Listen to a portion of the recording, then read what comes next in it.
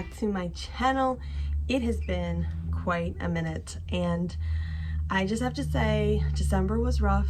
I had all these videos planned in mind, and we got hit with the same sickness troubles that everybody else I think was dealing with in December. Right now, what I really want to do is I want to talk about something, because it's already the middle of January and it's a new year, and you know, now what?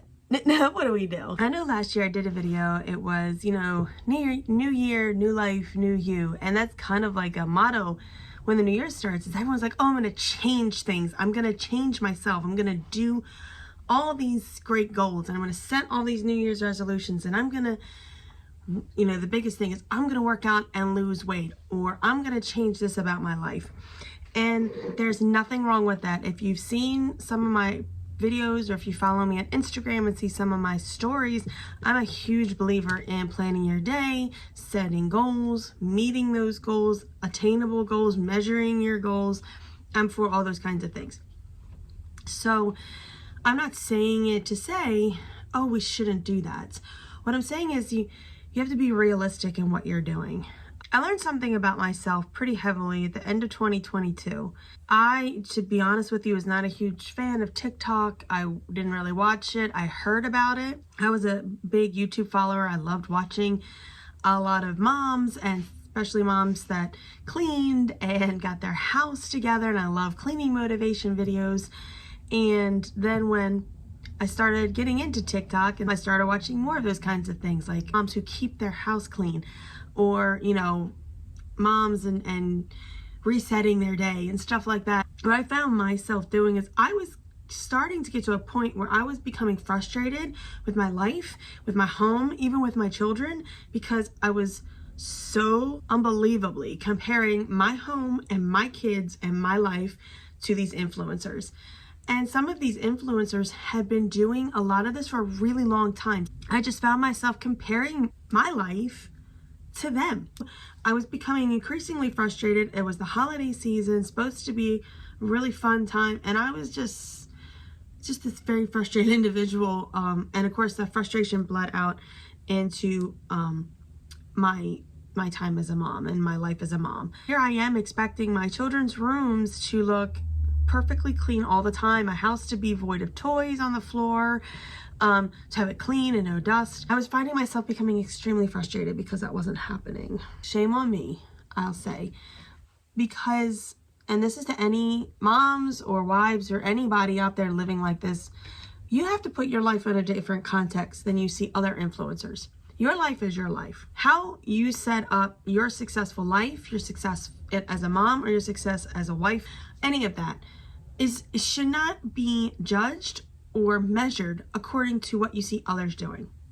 My children are very well-behaved children, as the best they can be for a 3-year-old and one and a half year old. But they're also, at this age, not going to always keep the house clean. They're not going to keep their room clean.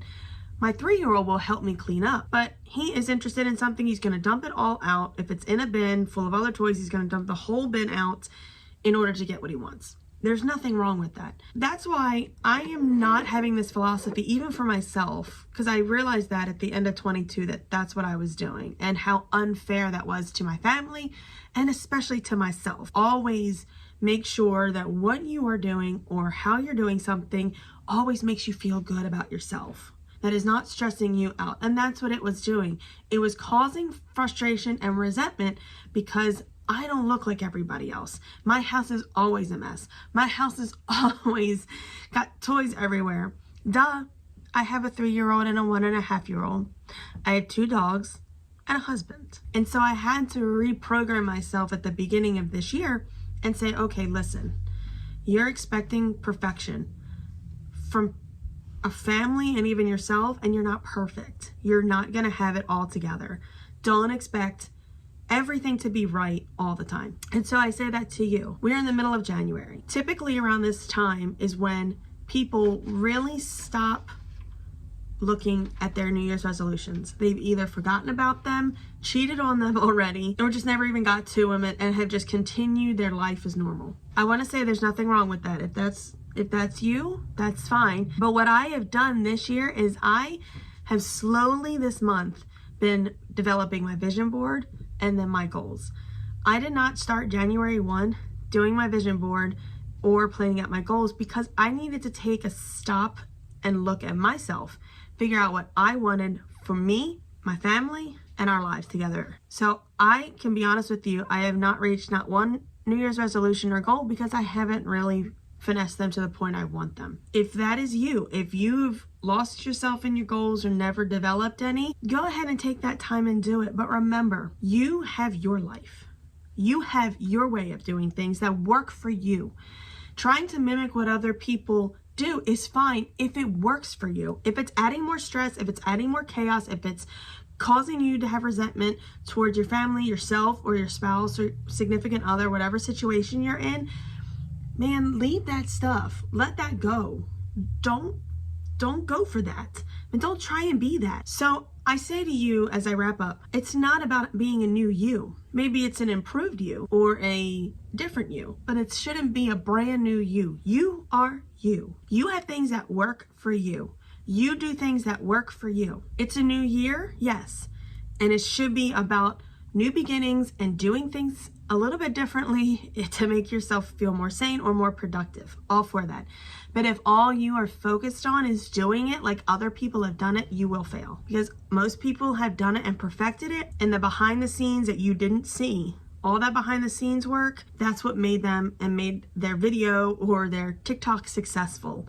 It has nothing to do with their everyday life in some cases. Sometimes, and they just have it down pat because they've been doing it for a long time. That's what I have to say to you today, mamas or dads or whoever, whatever your case is. Man, don't focus on changing you so drastically that you try to become somebody else or become like other people. Work on what works for you and take your time. Figure out what you want. Figure out what you intend to do. I hope that was helpful today. I will see you guys soon in the next video. Remember, take care of you. Do what works for yourself.